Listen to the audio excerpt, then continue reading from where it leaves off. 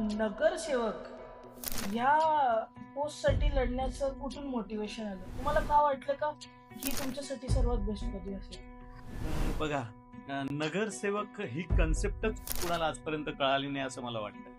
नगरसेवक जेव्हा बोलतो आपण नगरसेवक, सेवक हा शब्दाचा अर्थ त्यांना माहिती असायला हवा.